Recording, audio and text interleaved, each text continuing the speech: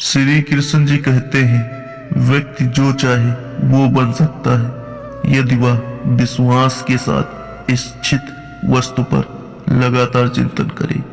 जीवन एक मेला है जिसमें सुख दुख के झमेले लगे रहते हैं। हर व्यक्ति के जीवन में एक ऐसा कठिन समय भी आता है जब व्यक्ति निराश हो जाता है। ऐसे समय पर यदि धैर्य से काम लिया जाए तो खुद को प्रेरित करके रखा जाए तो सफलता भी आपकी दहलीज पर दस्तक देती है। भगवान श्री कृष्ण ने श्रीमद् भागवत गीता जी के निर्मल ज्ञान प्रकाश से पार्थ का परेशानियों का मिटाया था। इच्छा ही आत्मा की एकमात्र मित्र है और इच्छा ही आत्मा की एकमात्र शत्रु है। जिन्होंने खुद को जीत लिया उनके लिए इच्छा एक मित्र है, लेकिन यह उन लोगों का दुश्मन है जिन्होंने अपने भीतर आत्मा को नहीं पाया है। सर्वोच्च वास्तविकता उन लोगों की चेतना में प्रकट होती है जिन्होंने खुद को जीत लिया है। शांत मन में ध्यान की गहराइयों में आत्मा स्वयं को प्रकट करती है। स्वयं के माध्यम से स्वयं को देखकर एक आकांक्षी पूर्णता के आनंद और शांति को जानता है। कोई भी जो अच्छा काम करता है उसका कभी भी बुरा अंत नहीं होगा, ना तो यहाँ और ना ही आने वाले युग में। गंभीर तपस्या और ज्ञान के मार्ग से ध्यान श्रेष्ठ है। मुझ पर अपना मन लगाकर योग के अभ्यास से स्वयं को अनुशासित कर लो। मैं उन लोगों के लिए हमेशा मौजूद हूँ जिन्होंने मुझे हर प्राणी में महसूस किया है। मन बहुत चंचल है जो इंसान के दिल में उथल पुथल कर देता है। जैसे वो मेरे पास आते हैं वैसे ही मैं उन्हें ग्रहण करता हूँ। सभी पथ और पार्थ मानव को मेरी ओर ले आते हैं। इंद्रियों से मिलने वाला सुख पहले तो अमृत जैसा लगता है, लेकिन अंत में यह विष के समान कड़वा होता है। जब ध्यान में महारत हासिल हो जाती तो मन हवा रहित स्थान में दीपक की लौ की तरह अड़िग रहता है। हे अर्जुन, तीनों लोकों में मेरे पाने के लिए कुछ भी नहीं है और ना ही कुछ ऐसा है जो मेरे पास नहीं है।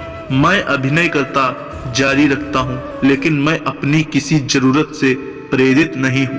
कर्म मुझ पर इसलिए नहीं टिकते क्योंकि मैं उसके परिणामों से जुड़ा नहीं हूँ। जो लोग इसे समझते हैं और इसका आभास करते हैं वो स्वतंत्रता में रहते हैं। ज्ञान की भेंट किसी भी भौतिक भेंट से बेहतर है क्योंकि सब कामों का लक्ष्य आत्मिक बुद्धि है। जैसे आग की गर्मी लकड़ी को राख कर देती है, वैसे ही ज्ञान की आग सभी कर्मों को भस्म कर देती है। अपना काम हमेशा दूसरों के कल्याण को ध्यान में रखकर करें।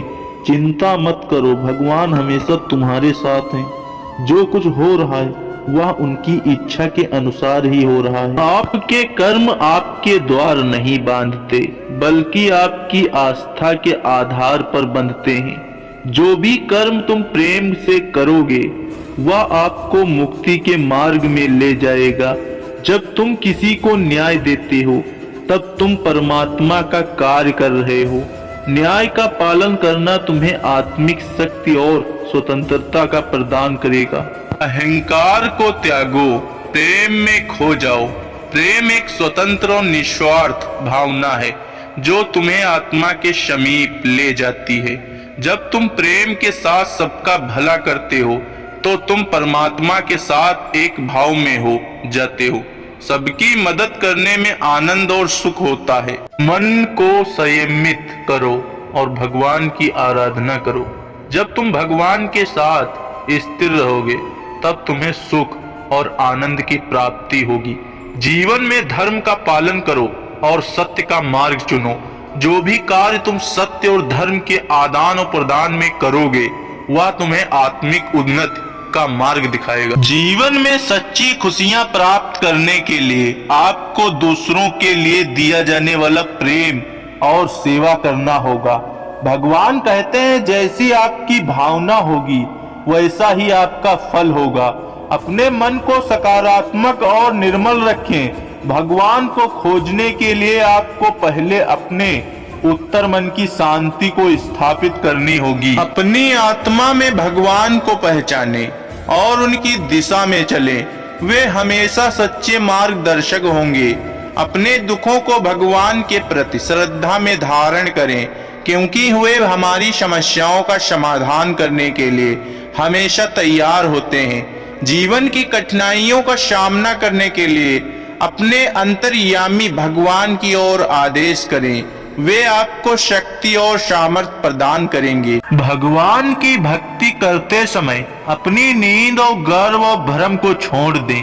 आपका मन शुद्धता और प्रेम के साथ भरा होना चाहिए। जो अधर्म के लिए खड़ा होता है उसे सत्य का सहारा नहीं मिलता है। जब तुम अपनी कर्तव्य पर ध्यान केंद्रित करोगे तो तुम्हारा रास्ता स्पष्ट हो जाएगा। अपनी इच्छाओं को काबू में रखो, तब आपको वश में कर सकते हो। जो शुद्ध मन से भगवान को याद करता है वह ज्ञान का आनंद प्राप्त करता है। जीवन का मकसद सिर्फ जीना नहीं होता है, बल्कि अपने और दूसरों के लिए भागीदारी करना होता है।